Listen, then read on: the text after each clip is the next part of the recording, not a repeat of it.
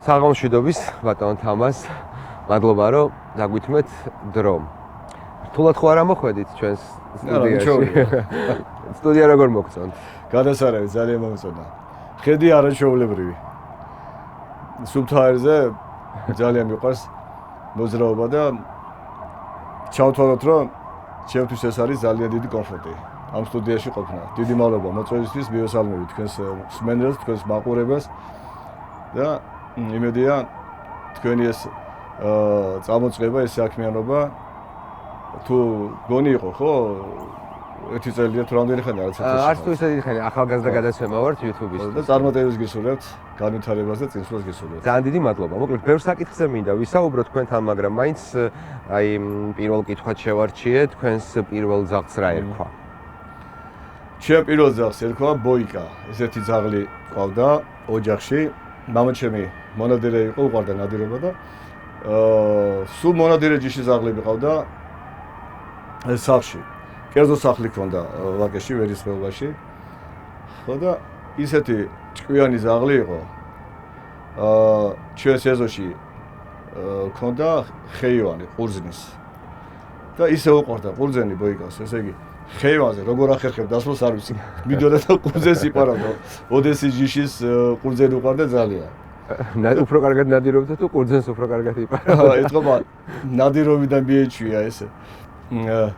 ძალიან ცელქი იყო და ძალიან სუღლუტი იყო და ყურძენს იპარავდა მოკლედ რა. ხეივანზე გადადიოდა და ჭამდა ყურძენს. ბოიკა ერქვა სახელად. ხო ეს სახელი საიდან მოიტანა მამაჩემო არ ვიცი, საიდან რატო დაერქვა, მაგრამ მე რამოდენიმე ძაღლს კიდე მოიხსენებათ ძაღლების სიცოცხლე ხანმოკლე 10-12 წელი ცოცხლობს მონადირე ჯიშის ძაღლი. შეიძლება გამონაკლისის შემთხვევა იყოს სადღაც 14 წლამდე, მაგრამ მე ბუნებრივი სიკვდილით კვდება. ხო და რამოდენიმე მონადირე ჯიშის ძაღლი გამოვიცვალეთ, ანუ გარდაიცვალა, მე ახალი მოიყვანა და ესე იგი ნაწილ ძაღლებს ბოიკას არ ქმევდა სახელს და ყავდა ერთი ჯეკას კიდე. ჯეკა ხო და პირველი ძაღლი, რომელიც ესე იგი მე ძალიან მიყვარდა ბავშვობიდან, ეს იყო ბოიკა სახელად. მონადირე ჯიშის ძაღლი. რამდენი ხანს იცოცხლა ბოიკამ? 10 წელი იცოცხლა. ალბათ ძალიან სევდიანია მეც მიყვარს ცხოველები და ცხოველი რო კვდება, ძალიან მძიმეა ხოლმე ეგ ამბავი და თქვენს ხელში იმ საქმიანობაში რაშიც თქვენ ხართ, ამ ნაწილს გულისხმობთ ცხოველების მოვლა და თავშესაფრის მოწყობა, ალბათ ბევრი ძაღლი მოკვდებოდა, ხო და საკმაოდ ემოციური და მძიმე არის ეს. მთავარი განსხვავება ადამიანებსა და ძაღლებს შორის აი რა არის? მთავარი გარდატეხა, რაც რადიკალურად განასხვავებს ძაღლს ადამიანისგან.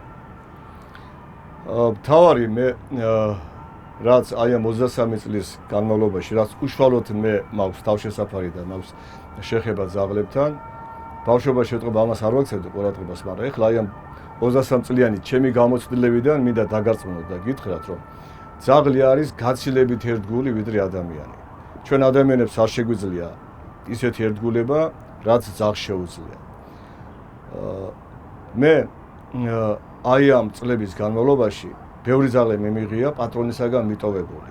მაგრამ ყოფილი ესეთი შემთხვევა, როცა მე მიმუშავია პატრონზე, დამირწმუნებია, რომ მისი ძაღლი მოკვდებოდა თავშესაფარში დარდისაგან. მიუხედავად იმისა, რომ მე ყველაფერი გავაკეთე, რომ ეს ძაღლები გამომეყვანა დეპრესიიდან და დეპრესიაში რატო? იმიტომ რომ ძაღლი ძალიან განიცდის და ძალიან დარდოს პატრონთან განშორებას. და ისე დარდობს, რომ საშინელი დეპრესია ეწყება, წყალს არ სვავს დეპრესიის გამო, საჭმელს საჭამს და მე კვდება. და ძალიან დიდი ძალისხმევა საჭირო, რომ აი ესეთი ძაღლი გამოიყვანო დეპრესიიდან და დაუბრუნო სიცოცხლის გაგრძელების ხალისი და სურვილი. და როცა მე ეს შემძლებია და გამიკეთებია და გამომიყვანია ძაღლი დეპრესიიდან და გადამირჩენია, იყო რამოდენიმე შემთხვევა, როცა პატრონს ესე იგი გაეხსნა გონება და მოსულა თავისი ძაღლის უკან დასაბრუნებლად. და წარმოედგინე ესე იგი, ხო მე გავაკეთე ყველაფერი, გადავარჩინე ძაღლი, ვაჩუქე სიცოცხლე და პატრონის დანახვაზე მე აღარ ვახსოვდი. და დაინახა ის და მოკლედ გაგირდა სიხარულისაგან ფეხები, ხელები აულოკა და ესე იგი გაყვანია ძაღლი იმ ესე იგი ბოდიშიდან ნაგავ პატრონს, რომ ჩემსკენ მოხედვის სურვილიც არ ქონია. ნუ ეხლა ამას გამართლება აქვს რა კუთხით? იმ კუთხით, რომ ნუ იქ ფაქტურად პატარობა ლეკობიდან იყო იქ იმ პატრონთან, იმ სახლში, იმ ეზოში, გაიზარდა თქვა 5 წელი ცხოვრობდა და შემდეგ მოხდა ჩემს ჯოჯოხეთში, რასაც ქვია თავშესაფარი, რასაც ქვია 30 კვადრატული ფართის ვოლიერი, სადაც მისნერი მიტოვებული ძაღლები არიან, სადაც არის გაბუძვებული, ესე იგი, ყმუილი, ტირილი, ეს საშინელი აურა დეპრესიის და ბუნებრივია გამართლება აქვს ასეთ შემთხვევაში ძაღლის საქციას, როცა პატრონის მოუკითხია, თქვა 1 წლის შემდეგ წაუყვანია ძაღლი ისე უკან თავისთან და ჩემი ამაგი დაივიწყა ძაღლმა, მაგრამ ხო, ეს მის ერთგულებას და სიყვარულს პირველად ვინ შეუყვარდა მის მიმართ, ხო, ამას მე გული დავწყდა კაცო და აი ამით ვიმართლებ და ამით ვიმაგრებ გულს, რომ ნუ ძაღლი არის ერთგული და პირველი პატრონის დავიწყება არ შეუძლია, გამორიცხულია. ან უნდა გადაყვეს მასზე დარც, ან არა და უნდა გამოვიყვანო დეპრესიიდან და გააგრძელოს ცხოვრება, მაგრამ მაინც ვერ ივიწყებს იმ პირველ პატრონს. ახლა მაქსი მყავს მე გერმანული ნაგაზი. 2 წელია დავატარებ, სადაც მივდივარ, ყველგან დავატარებ. არაჩვეულებრივი ძაღლია, ესე იგი უჭკვიანესი. ყველაფერი ესმის, ლაპარაკი ესმის, ყველაფერი ყველა ბრძანება იცის, მოკლედ. და 12 წლის იყო რომ პატრონმა მიატოვა სიბერის გამო, კაცო. მე სხვალე უნდა ავიყვანო, ახლა ამას აღარ აქვს ესეთი მუქლი აღარ უჭრისო და სხვალები უნდა ავიყვანო გერმანული ნაგაზიო და აიყვანა მართლა გერმანული ნაგაზი სხვა. ანუ ვიყიდა. და იმასაც მაქსი დაარქვა სახელი, წარმოედგინე. ისე დარდობდა მაქსი, რომ არ მომკვდარიყო, სადაც დავდიოდი, ყველგან დამყავდა. ზაფხულში თქვა, ხო, მივდიოდი თქვა და ზღვაზე, ქობულეთში, შეკვეთილში, ან ბაკურიანში თქვა სიტყვაზე ზამთარში, ყველგან დამყავდა, რომ ეს დეპრესიიდან გამომეყვანა. ხო და წელსაც ახლა ხო ქობულეთში ვიყავი და იქაც ყავდა სხვაზე წაყვანი, ცალკე სასუქერავთ მაგათვის და იქ ყავს რამოდენიმე ასეთი დეპრესიული ძაღლი. ხო და დაარწმუნებული ვარ, რომ მაგს ხო ვაჩუქე სიცოცხლე, ხო 2 წელი ჩემთან არის, ყდებოდა, გამოვიყვანე, მოკლედ კარგად არის ახლა, ნუ კი ხანდახან შეიძლება ახსენდება პატრონი და ძაღლებს ბევრმა არის ის ძაღლები სიზმარს ხედავენ. სიზმარში ალბათ ხედავს თავის პატრონს და იქ ისეთი ბედნიერია ხოლმე სიზმარში, რომ სიფხიზლეში არ მინახი ესეთი ბედნიერი მაქსი. ალბათ სიზმარში ხედავს თავის პატრონს, იმ ეზოს, სადაც ცხოვრობდა. ხო და მაინტერესებს ახლა რომ მოვიდეს სიტყვაზე მაგის პატრონი, ხო? აი რას გააკეთებს მაქსი.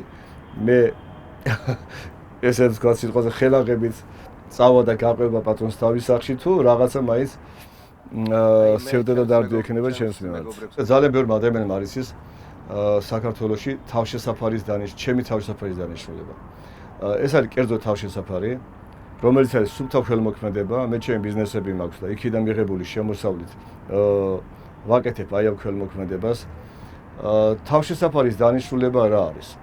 თავშესაფარის დანიშნულება არის ის, რომ დაეხმაროს ქუჩის ძაღლებს, იმ ძაღლებს, რომლებსაც რაიმე დაავადება შეხვდა, თქვა, გახდა ავად, ან მანქანა დაეჯახა, ან ვიღაცა ცუდმა ადამიანმა იმის გამო კვერცხი მოიპარა, ან ქათამი მოიპარა, თოფი ესროლა და დაჭრილია. დღე არ გავარ იმ ასეთი გაუბედურებულ ძაღლს და დახმარება არ მთხოვს საქართველოს სხვადასხვა კუთხიდან. თბილისში უკეთესი მდგომარეობა გაცილებით ვიდრე რეგიონებში და რეგიონებში არის კატასტროფა. ძაღლებს უყურება რაღაც თითქოს ეშმაკის შთამომავლებს. და ერთი ნაჭერი პურის მიცემა არ უნდათ გაჭირვებული ქუჩის ძაღლისთვის. ის კი არა, ვისაც არ უნდა ძაღლი, ხო, ერთი სოფლიდან მეორე სოფელში გადაიყვანს ან ტყეში და იქ ტოვებენ. და ეს, რა თქმა უნდა, ძალიან ცუდად აისახება ჩემ ქვეყანაზე და ჩემ ხალხზე, კაცო, რატო? უცხოელებრო ჩამოვიდათ, რომ ხედავენ, ამდენი ქუჩის ძაღლია ჩემ ქვეყანაში, ხო? ბუნებრივია, წარმოდგენა ეკარგებათ ქართველებსა. და ჩემი როგორც ცხოვრთა დამცველის მიზანი არის ის, რომ ქუჩაში ძაღლი არ უნდა იყოს. არც ერთი ძაღლი არ უნდა იყოს ქუჩაში. ამას ჭირდება საკანონმდებლო ბაზა, ისეთი როგორც არის ევროპაში და ჭირდება მასობრივი კასტრაცია, სტერილიზაცია იმ ძაღლების, რომლებიც არიან ქუჩაში. და კანონმდებლობა რომ თქვი, ესე იგი, კანონში უნდა იყოს აუცილებლად გაწერილი თავარი პუნქტი, რომ ყველა ძაღლი, გინა პატრონიანი, გინა ქუჩის ძაღლი, ყველა უნდა იყოს აღრიცხული, ანუ დაჩიპული უნდა იყოს და უნდა მოხდეს ყველა ძაღლის, როგორც პატრონიანის, ასევე ქუჩაში მცხოვრები ძაღლის მასობრივი კასტრაცია, სტერილიზაცია აუცილებლად. მხოლოდ კინოლოგიურ კლუბებს უნდა ქონდეთ იმისი უფლება, რომ გაამრავლონ ძაღლები. იმიტომ მოვედით ამ მდგომარეობამდე, აი ხა თქვენც ამბობდით რეგიონებში გაუსაძლისი მდგომარეობაო და გეთანხმებით, იმიტომ რომ აი მაგალითად დუშეთში რომ მივდივარ ხოლმე მე იქედან ვარ, პატარა უღელტეხილი უნდა აირო და უცებ ბოლო 1 წლის განმავლობაში ამ უღელტეხილში ძალიან ბევრი ძაღლი გადაყარეს და ყოველ დღე ასეთი ამბავია და ეს ხდება ყველგან. ეს საქმე არ დაძრულა. რატომ? ძალიან მარტივი არის ამ კითხვაზე პასუხი. ეს საკითხი არ გადაწყდება, მანამ სანამ არ იქნება ნორმალური ქვეყანაზე უზომოდ შეყვარებული ხალხისაგან დაკომპლექტებული მთავრობა. მოგეხსენებათ, რომ ყველა რეგიონში არის ცხოველთა მონიტორინგის სააგენტოები. მათ შორის თბილისში, კახეთში, აჭარაში, ყველგან მოკლედ. და ამ სააგენტოების დაფინანსება ხდება ბიუჯეტიდან. მათი მოვალეობა რა არის? მათი მოვალეობა რომ მოახდინონ მასობრივი კასტრაცია, სტერილიზაცია მათ ესე იგი ტერიტორიებზე არსებული ქუჩის ძაღლების. აი მარტო თბილისის ესე იგი ცხოველთა მონიტორინგის სააგენტოს ბიუჯეტი არის 18 მილიონი ლარი წლიურად. ესე იგი ამ 18 მილიონით ხო უნდა მოხდეს მასობრივი კასტრაცია, სტერილიზაცია და ევთანაზია იმ ძაღლების, რომელსაც ევთანაზია ესე იგი სჭირდებათ. წარმოიდგინეთ ახლა თბილისში მეტნაკლებად ამას ვაკონტროლებ და მაქსიმალურად ესე იგი ვცდილობთ რომ ეს თანხა მიზნობრივად დახარჯოს ცხოველთა მონიტორინგის სააგენტო, მაგრამ რეგიონებში ხდება კატასტროფა. ამ ფულს ისე იდებენ ჯიბეში ხო, თითქოს მათი ხელფასი იყოს. იპარავენ მოკლედ. და რა შეაწყობს ახლა რეგიონებში იმ მერებს თქვათ აი ამ სააგენტოების ხელმძღვანელებს ამ პრობლემის გადაწყვეტა და გადაჭრა. პირიქით, რაც უფრო მეტხანს გაგრძელდება ეს პრობლემა, ხო? მით უფრო გაგრძელდება მათი აი ამ მიმართულებით თანამდებობებზე ყოფნა და დაფინანსება ბიუჯეტიდან. თანხა, რომელიც ჩვენი ჯიბიდან უნდა დაიხარჯოს მიზნობრივად, არ იხარჯება და ამას იდებენ ჯიბეში. ხო წარმოიდგინე, რამდენად საზიზღარი უნდა იყოს ადამიანი, რომ აი ამას აკეთებდნენ. მარტო ამ მიმართულებით კი საერთოდ ბიუჯეტის ქურდი ხო ის ჩემ თვალში არის მტერი, ქვეყნის მტერი და განსაკუთრებით ახლა მე აი ამ ქველმოქმედებაში ჩემ ფულს ვხარჯავ და ვიღაცა იგივე ჩვენ ფულს ბიუჯეტის ფული ხო ჩვენი ფულია, ვიღაცა ნაზირალ ამ ფულს მიზნობრივად კი არ ხაჭავს, იპარავს ანუ ჩვენი ჯიბიდან ხო პარავს ფულს და როგორ შეიძლება ამ ადამიანს ხო ენის მოჩლექვით ელაპარაკო კაცო. იმათ ელაპარაკო ისე როგორც მე ველაპარაკები და ყველას მოგიწოდებ სადაც ნახავთ ბიუჯეტის კურსს, აი ეს ელაპარაკო როგორც იმსახურებენ ისე რომ ელაპარაკებოდეს ყველა, მე უფრო ცოტა გონს მოვიდოდნენ, იმიტომ რომ ხანდახან იცი როგორ რაღაცებზე ბრაზდები ხოლმე რომ მიდიან და აი ინტერნეტს გამოგიყვან და კი, უნდა გამომიყვანო, გზას დაგიგებდა და რაღაც გამიკეთეთ. ესე არ შეიძლება შენ იმიტომ აგირჩიეთ ხელისუფლებას რომ ეგრე უნდა გააკეთო, ხო? ლოგიკურია.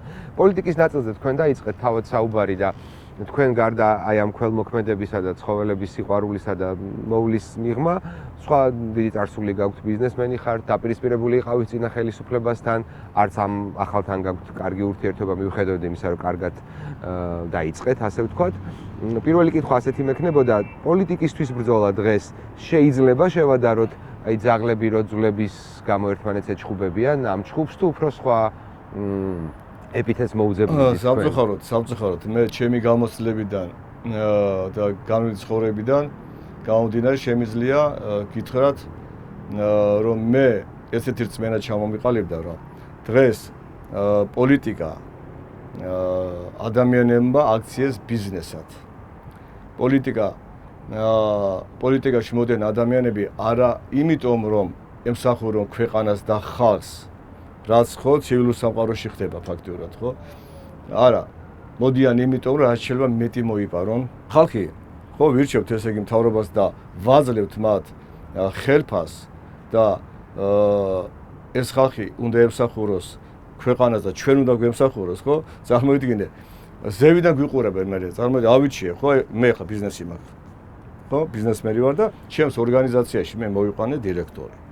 და იმ დირექტორმა აქეთ რომ დამიწყოს ესე იგი ფულის პარვა, ხო, ზევიდან ყურება. ეს როგორ მოსათმენია, ხო, ამას რომელი ბიზნესის მეპატრონე მოითმეს, ხო, ეგრევე ბოდიში და ტრაქში წიხლი და მიიღებს თავისას. და ხალხი ამას რატო ითმენს? ხო, აი ეს მიგვირს, ეს გამკირვებია. რატო არის ჩემი ხალხი დღეს ესე დაბეჭავებული, რომ ის ვიღაცა მინისტრი იქნება თუ პრემიერ-მინისტრი იქნება, რომელსაც შენი ჯიბიდან უხდი ხელფას, ხო და უხდი იმიტომ რომ ემსახუროს ქვეყანას, ემსახუროს ჩვენ, გვემსახუროს იმისთვის რომ ჩვენ უკეთესად ვიცხოვროთ, ჩვენმა შვილებმა უკეთეს ქვეყანაში გაიღვიძოს და გააგრძელოს ცხოვრება, უკეთესი განათლება, უკეთესი ჯანდაცვა და ასე შემდეგ, ხო? აი ამისთვის ვქირავთ ამ ხას და პირიქით ეს ადამიანი როცა შენ ესე იგი ზევიდან გიყურებს, ფულს პარავს და საპირისპიროს აკეთებს, რისთვისაც ის დანიშნე იმ თანამდებობაზე დაირჩიე, ხო? ეს ამას რატო იქნეს ეს ხალხი მე მიკვირს კაცო, ესე რატო არიან დაჩმორებულები და დაბეჭავებულები. აი ეს მიკვირს და ყველას ვისთანაც მე მაქვს შეხვედრები და საუბარი, ხო? ყველას უსვავ კითხვას, ვიღაცა რო შემოგიჭრას შენს ოჯახში და თქვა მოკპაროს ფრინველი, მოკპაროს თქვა ხილი ან ვენახი ან ყურძენი ან ღვინო პლუს ჩამოგაჭრას ღობი აქეთ განმოგიწოს რას გააკეთებ? ხო ნუ რეაქცია ამას ვიზავ, იმას ვიზავ. მაშინ მაგარი ბიჭები არიან და კი მაგრამ ესენი რო ესე იქცევიან, ხო მთავრობაში ეს ხო იგივე არის, ხო? სუსტად ანალოგია შედარება, ხოლო და ესე შეიძლება შეადრო ეს ბიუჯეტის ქურდები და ვირთხები, ხო? და ამაზე ხმას რატო არიღებთ? ხო და ნუ ეს არის პრობლემა.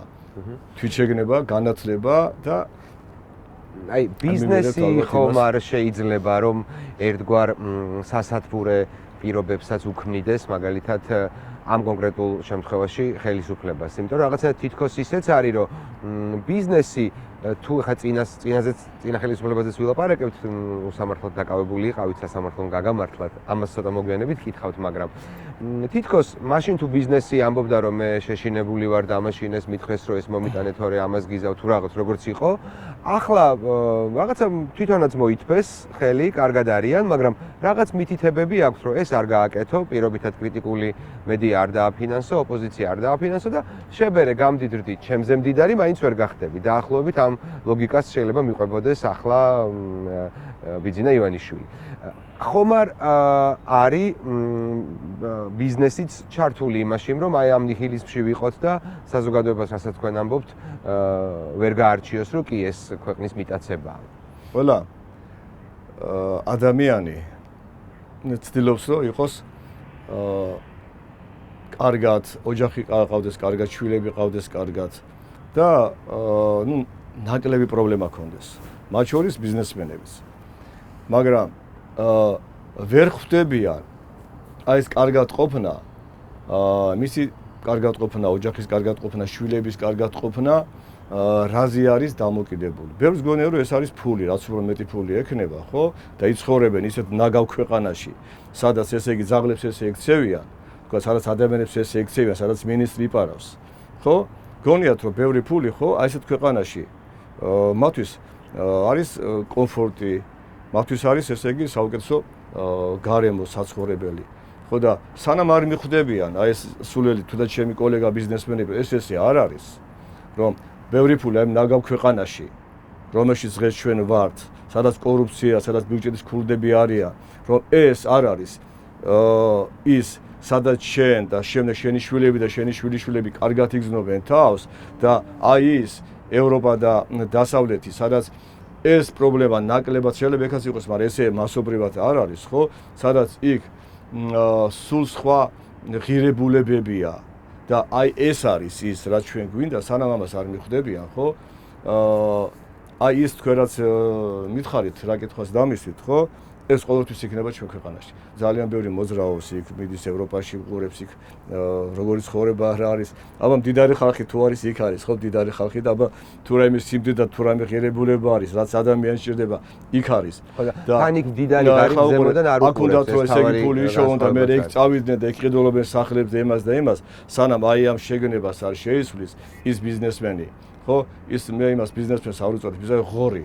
იმას როგორ შეიძლება ადამიანი უწოდო, ხო? წინა ხელისუფლებამ აი ბოლო წლებში ვიდრე ხელისუფლებიდან წავიდოდა 2010-ში მოხდა ხო თქვენი დაკავება 2010 წელს. ჯერ ერთი მინდა კითხოთ ამ გადმოსახედიდან ხომ არ მოუყევეთ მათ ვინც დაგაკავათ.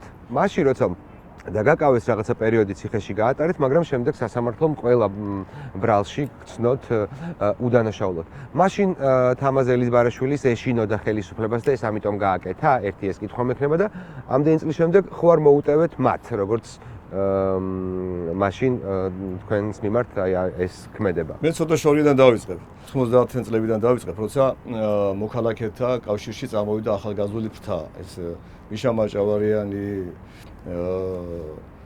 შემდეგ ჟვანემ ჩამოიყვანა სააკაშვილი, მიშა ელენე თევდორაძე ეს იყო, ნასაკოვანი იყო, მაგრამ ძალიან მეგობრობდი ელენესთან და ის ესე იგი რეჟიმი შევარდნაძის კორუმპირებული ეს საშინელი რეჟიმი ხო აუცილებლად მოსაშორებელი იყო და მე ამ ახალგაზრდებში რომ დავინახე ეს ჯანსაღი აზროვნება და შეცვლა ქვეყანაში აი საშინელი მდგომარეობის მაშინ ბიუჯეტი არ არსებობდა გასო შუქი სად იყო ან გაზი ან საშინელი სიტუაცია იყო ალბათ მოგეხსენებათ, ხო რა ვიცი თუ გახსოვს ეს პერიოდი. კი, სკოლა ლამპის შუქზე დავამთავრე.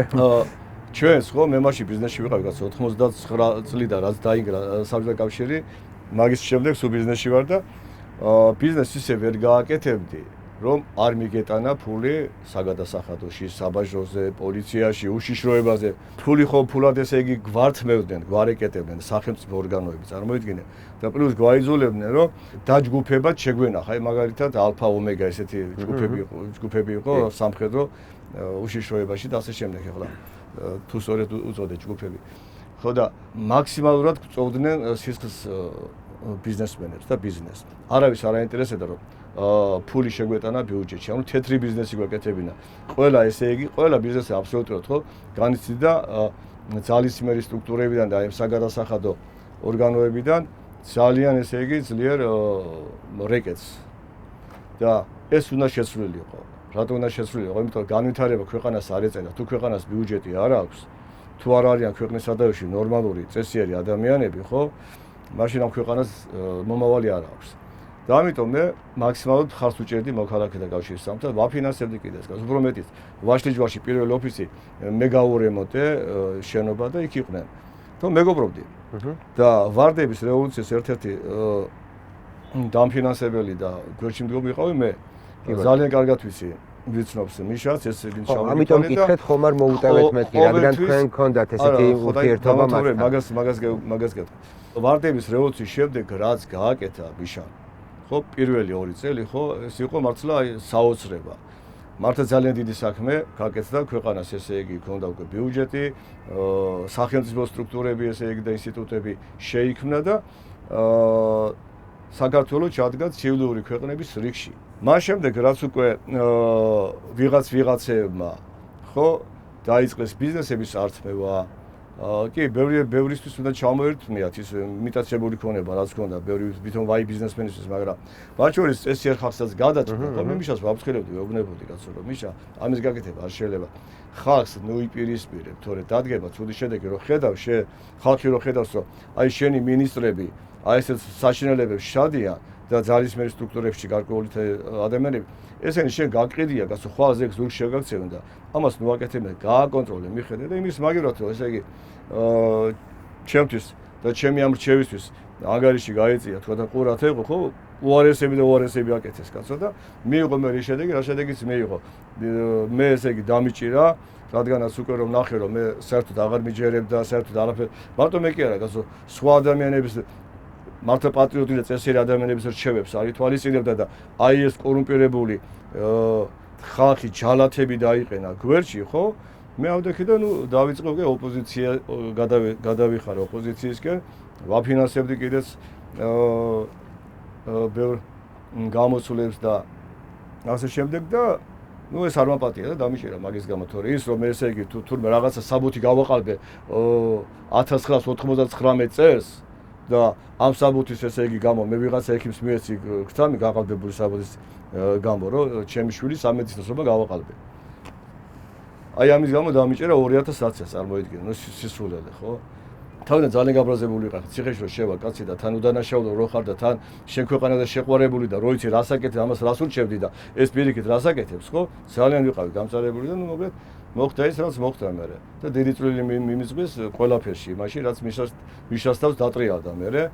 ანუ არჩევნები რო წააგო 2012-ში და შემდეგ ციხის კადრები იყო თუ რაღაც ამაში ძალიან დიდი როლი მაქვს მე ნათამაშები და მოკლედ დღეს რაც მიშა არის კარგი განკვეთილი შეიძლება.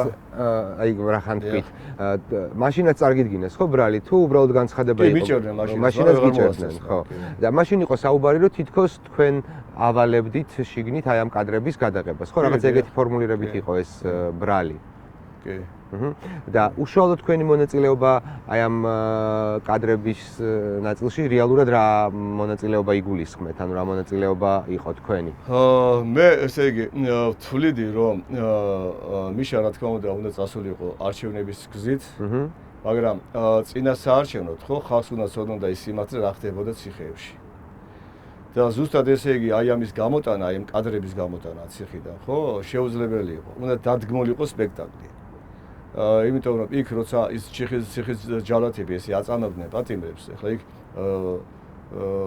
ცოცხები არ არსებობდა, მაგრამ დუბინკები იყო და მართლა იყო ესეთი მომენტები, როცა დუბინკებს ბოდიში და უკანაში ტენიდი, მაგრამ მაინც ფაქტურად ამისი ფიზიკურად განხორციელება შეუძლებელი იყო, მაგრამ ამას აკეთებდნენ, აშინებდნენ პატიმრებს, ამას გიზავდა, მართლა აკეთებდნენ ამას, მაგრამ ამის გადაღება შეუძლებელი იყო. რატო? იმიტომ ის ჯალათო შედოდა კამერაში, მას კამერები არ აქვს და ფაქტურად ხო, იმიტომ იყო ესე თავისუფლად რომ იცოდა რა არის საჭირო ესე იგი რა გჭირდებოდა ესეთი ადამიანი, ვინც ამას გადაიღებდა, დადგამდა სპექტაკლს გადაიღებდა, თორე ეს ესე იგი სინამდვილეში ეგეთ რაღაცა უარესებით ხდებოდა ცემატყება და ასე შემდეგ. ფსიქიკა ესეთი ადამიანის რომ შენ რომ ნახავ რაღაცას, ხო, ის უფრო ძლიერად ესე იგი მოქმედებს, ძლიერ შთაბეჭდებას ახდენს, ვიდრე ვიღაცის მოყოლილი და ვიღაცისგან გაგონილი. და ამიტომ ის რაც დავდგით ის და გამოვიდა გარეთ ის კადრები. ცოცხი თქვენ თავად ახსენეთ რომ იყო, ასე ვთქვათ, ამ დადგმის ყველაზე უფრო მძაფრი მულაჟი? კი. ხო, ცოცხი არ არსებობდაო თავად. ცოცხი არ არსებობდა. მე ჩვევიარა, როცა ვხედავ რომ ადამიანი გასაჭირშია, ადამიანს ექცევიან ცუდად, არა უსამართლოდ. მიუხედავად იმისა, წენა მაქვს თუ არა იმ ადამიანის მიმართ, მე მავიწყდება და პირველი ესე იგი ვინც გამოვიდა და დაიცვა მიშა, ეს ვიყავი მე, ქვეყანას დაამსგავსა და სახელმწიფო ინსტიტუტები შეიქმნა. ის რაც ჩაიდინა და ციხეში არის, ხო? იმაზე მე სამკაც დააბრალებ და მე ხო ვიცი რა გააკეთა და ძალიან კარგად ვიცი. დღემდე მეგობრობ მიშას მამასთან, ნიკასთან.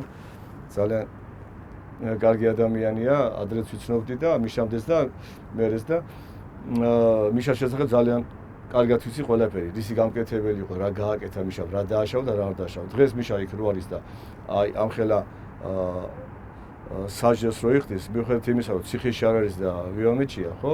მე მგონი რომ საკმარისია და მიშა უნდა იყოს თავისუფლებასა. ბევრს ეს არ მოსწონს ჩემი ესეთი განცხადება, მაგრამ ადამიანმა, რომელმაც კიდევ ვიმეორებ, ამდენი რამე გააკეთა ქვეყნისთვის, მისთვის ის საჯელი, რაც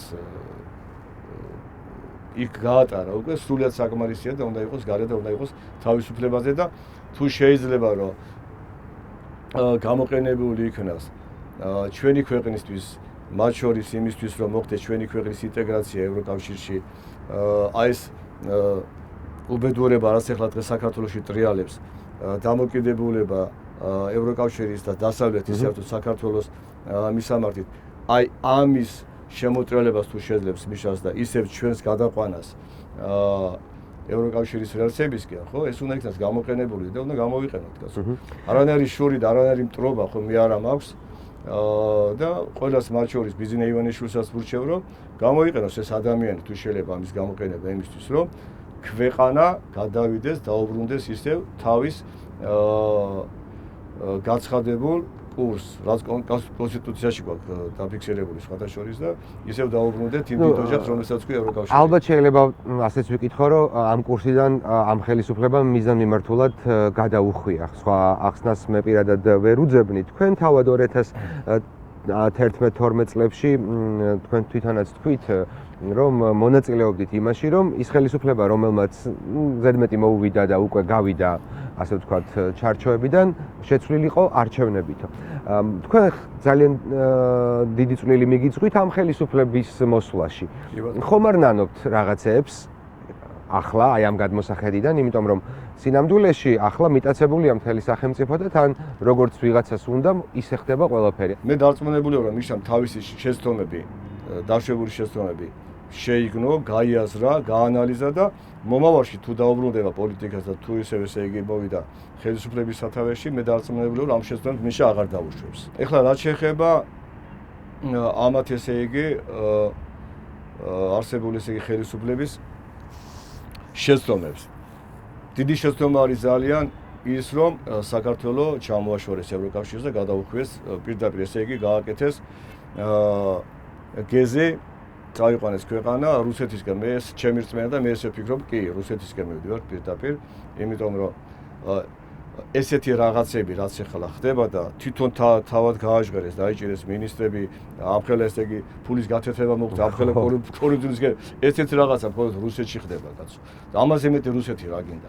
ეს ხო პირდაპირ დასტურია იმის, რომ დღეს საქართველო არის რუსეთი და რუსეთის გუბერნია. ესეთი მიტაცებული სახელმწიფო ინსტიტუტები, სასამართლო აიღებ, პროკურატურა აიღებ, ყველა ნებისმიერი სამინისტრო ხო, ესეთი რაღაცა მხოლოდ რუსეთში ხდება. ამიტომ აუცილებელი არის რომ მოხდეს ცვლილება. ან მოვიდეს ხელისუფლებაში ისეთი ხალხი, რომლებიც აი ამას დღევანდელ სიტუაციას შეცვლიან რადიკალურად და ხელისუფლება და ხალხი იქნება ესე იგი ერთმანეთთან ისე როგორც უნდა იყოს ცივილურ ქვეყანაში თუ არა და უნდა მოხდეს ცვლილება აუცილებლად. ეს მოხდება არჩევნების გზით თუ აჯანყების საშუალებით. კონსტიტუცია მე როგორც ვიცი ამის უფლებას აძლევს ხალხს. ჯანყის უფლებას აძლევს ხო და ეს უკვე ქართველი ხალხის გადასაწყვეტია. ჩემი მაგალითად ერთი ადამიანის რიგითი ქართველის სურვილი იქნება რომ ნაკლები სისხლის და ნაკლები მსხვერპლის გარეშე მოხდეს ისევ დაბრუნება ჩვენი ევროკავშირისკენ და ევროპისკენ და დასავლეთისკენ, მაგრამ ამას ალბათ ქართველი ხალხი გადაწყვეტს. ესე გაგრძელება რომ ჩვენ ჩამოვშორდეთ დასავლეთს, ხო, ეს არ შეიძლება, ეს პირადად ჩემი აზრია და მე ყველაფერს გავაკეთებ იმისთვის, რომ ჩემმა შვილებმა და ჩემმა შთამომავლობამ შემდეგ მე არ მაგინოს და არ მოვიდნენ ჩემს საფლავზე ბოდიში და არ მოისაკო. რატო არ იბრძოლე? რატო არ იბრძოლე? ამას რა თქმა უნდა, ამას არ გავაკეთებ. კარგით, პოლიტიკის ნაწილი ამოვწუროთ, ამ თემაზე ბევრ დროს აღარ წაგართმევთ. თქვენ თავად ახსენეთ შვილების შთამომავლობა, მომავალი და სინამდვილეში ჩვენ მშობლები ალბათ იმისთვის უნდა ვაკეთებდეთ ყველაფერს, რომ ხვალინდელი დღე ჩვენი შთამომავლობისთვის იყოს უკეთესი. თქვენ ხართ 11 შვილის მამა, ხო? დიახ. შვილიშვილებიც ყავთ? 4. 4 შვილიშვილი. ძალიან დიდი სიკეთე და სიმდიდრეა ამდენი შვილის მშობელი რო ხარ. ყველასთვის თანაბრად ნაწილდება თამაზი მამა? ამას როგორ ახერხებთ? მე ვცდილობ რა, მაგრამ რა არის მამებსა და შვილებს შორის ყოველთვის არის ხოლმე რაღაცა ესეთი კონფლიქტი. ბჭყალებში რა თქვა კონფლიქტი. თანხმება არის ხოლმე რა თქმა უნდა. მე პირველი შვილი ჩემი არის 42 წლის გახდა გურამი. ხო, მე თონიკე მოდის 40 წლის გახდა თონიკე და პატარა სულ არის ჯერ არ დამოდებოდა პატარას ველოდები ახლა. მე 12-ს ელოდებით? მე 12 შვილს ელოდები. ხო და მე ვცდილობ რომ ყველა ადამიანი, ყველა ჩემი შვილი იყოს თავისუფალი, შინაგანად თავისუფალი იყოს, არ იყოს ჩამოკიდებული მშობელზე და უყვარდეს რა თქმა უნდა თავისი ქვეყანა, იმიტომ რომ ჩვენი ქვეყანა შედგება რისგან? ჩვენი ოჯახებისაგან, ჩვენი მშობლებისაგან, ჩვენი შვილებისაგან. თუ ეს სიყვარული მას არ ექნა, ხო? მაშინ დაემსგავსებიან იმ უსახო და მუგანო ადამიანებს, რომლებიც დღეს ძალიან ბევრი არიან ხელისუფლებაში და ამიტომ თავიდანვე ვასწავლი თავისუფლებას ბავშვებს. ხო, ეს სამნიშნელოვანია. სულ მაქვს ხოლმე აი ისეთ ჩემ სამეგობრო წრესთან, ვინც აი ამ მიდგომით არ არის შვილებთან, რომ აი ვეუბნები, როგორ უნდა გაგიგოს. თქვენ შორის არის სხვაობა 20 წელი მინიმუმ და ის როგორ უნდა გაიაროს ეს 20 წელი. შენ უნდა დაბრუნდე 20 წლის უკან. ყოველთვის მათ უნდა გავუგოთ, ეს ძალიან მნიშვნელოვანი არის. არაფერ შეიძლება შენი ცხოვრების წესი მოაქვიო თავს. ისინი უნდა იზრდებოდნენ თავისუფლებაზე. თავისუფლება ეს არის ყველაზე, რა ვიცი, სანატრელი რამ ალბათ. ეხლა მე როგორც პატიმ ორჯერ ვარ ციხეში, ერთხელ შევორნაძის დროს, მეორეჯერ და ეს ფიზიკური თავისუფლება, ხო, აი სულიერ თავისუფლებასთან არც კი შეიძლება ვერ შეადარებ. კეთილი, ძალიან სასიამოვნო იყო თქვენთან საუბარი. ისე ვერ გაგიშვებთ, ერთი ძალიან ციცქნა საჩუქარი მაქვს თქვენ. როგორ იღებათ? ალბათ ესეთი ბევრი გექნებათ, მაგრამ ესეთი პატარა ძაღლის ბრელოკი არ მგონია რომ დიდი მადლობა ეს ამას. ჩემი ბრელოკია, ბევრი წელი ვატარებდი, მე ფრანგული ბულდოგი მყავს და იმის საპატივცემულოდ როცა ის ავიყვანეთ, მაშინ ვიყიდე, მას მერე სულ თამქონდა და მინდა რომ თქვენ დიდი მადლობა იმ მანქანაზე ჩამოვკიდე. თუ ძაღლების ბრელოკები მიგეთია და ამას გექნებათ. ალბათ ესეთი ციცქნა შეიძლება არ გქონდეთ, ამიტომაც დიდი მადლობა. მადლობას გეტყვით თქვენ ამ ინტერვიუსთვის. კარგად იყავით. ძალიან კარგი იყო, მადლობა.